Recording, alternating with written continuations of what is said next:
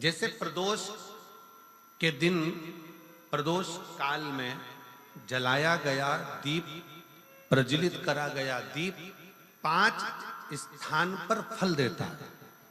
कितने स्थान पर फल देता है? 5 स्थान पर। आप में से कितने लोग हैं जो प्रदोष के दिन दीप लगाने मंदिर जाते हैं या शंकर जी के मंदिर पहुंचते हैं? बहुत बहुत प्रणाम आपको, साधुता जानना चाहिए। अपना प्रदोष के दिन प्रदोष काल में लगाया गया दीपक 5 स्थान पर फल देता है। पहला स्थान, अगर हमको या हमारे परिवार में किसी को काल सर्प दोष है तो हमारा प्रदोष का लगाया गया दीपक कहीं पूजन मत कराओ, वो दीप जलाने से ही काल सर्प दोष समाप्त होता चले जाता है। दूसरा स्थान, पितृदोष।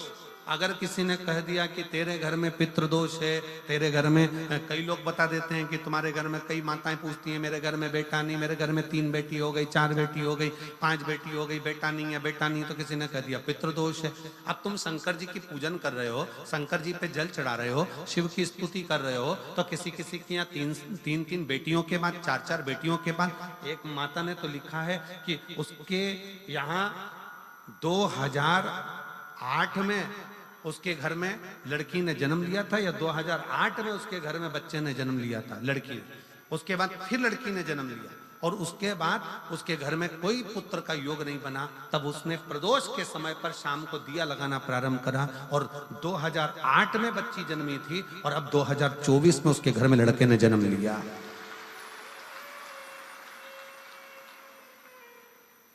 दो 2024 में उसके घर में पुत्र ने जन्म लिया। वो बेटी होगी यहाँ पर कहीं ना कहीं, जिसके घर में बेटे।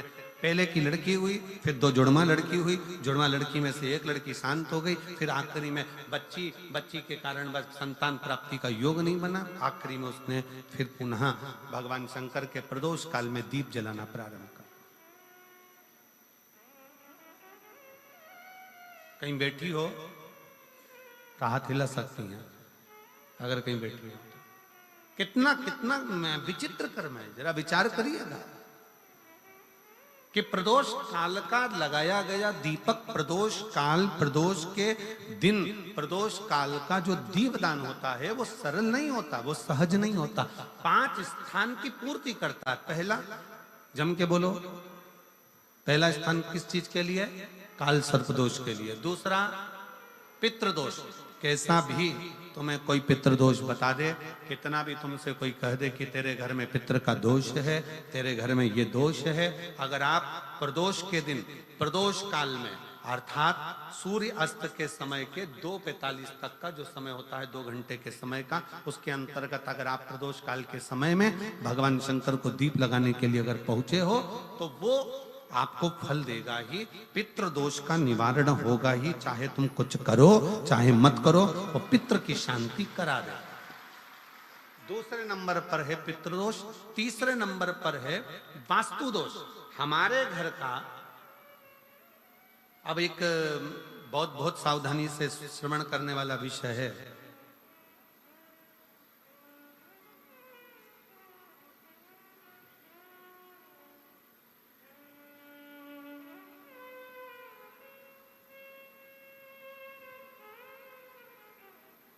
यदि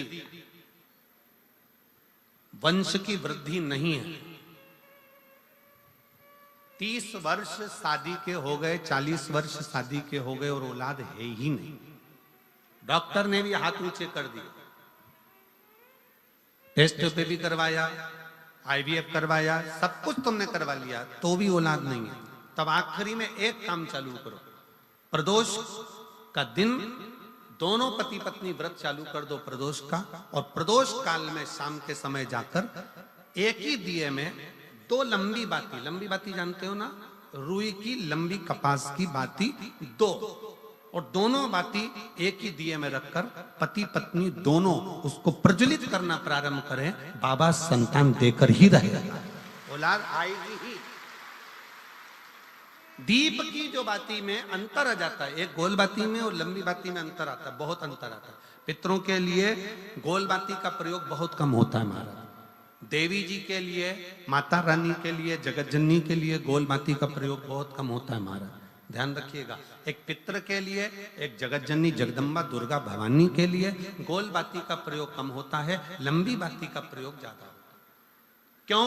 क्योंकि हमारे घर की कुल देवी और हमारे घर के पितर हमारे वंश की वृद्धि करें, इसलिए लंबी बाती रखी जाती है, जिससे हमारा वंश बहुत लंबा चले, बहुत उन्नति की ओर बढ़े, इसलिए लंबी बाती का प्रयोग किया। शिव महापुराण की कथा कहती है 5 जगह पर हमारा जलाया गया एक दीप जो प्रदोष के दिन प्रदोष काल में लगाया जाता है, 5 जगह पर भारी पड़ता है। पहले नंबर पर जम के बोलते जाओ, काल सर्प दोष। दूसरे नंबर पर पितृ दोष।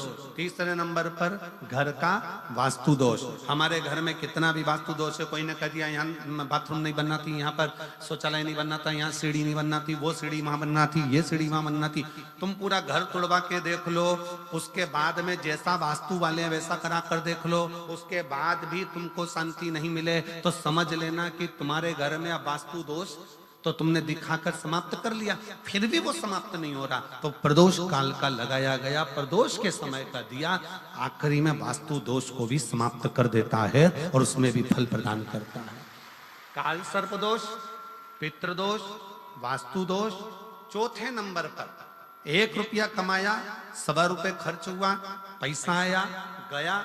ये चौथे नंबर का व्यापार में थोड़े दिन दुकान अच्छी चली, थोड़े दिन बैठ गए, थोड़े दिन काम चला, थोड़े दिन बैठ गए, गाड़ी चली थोड़े दिन फिर बैठ गए, अर्थात हमारी फैक्ट्री थोड़े दिन चली फिर बैठ गए, कहीं ना कहीं तकलीफ, थोड़े दिन खाते थोड़े दिन रोते वाला चल रहा है। तो प्रदोष काल का, प्रदोष के समय का दिया इस दुख को समाप्त कर कर रेगुलर एक जैसी सांझी, एक जैसी लक्ष्मी की वृद्धि करते चले गए। प्रदोष काल का दिया। और 5वें नंबर का प्रदोष काल का दिया, प्रदोष समय का दिया 5वें नंबर पर रोग का निवारण करता, रोग निवारण।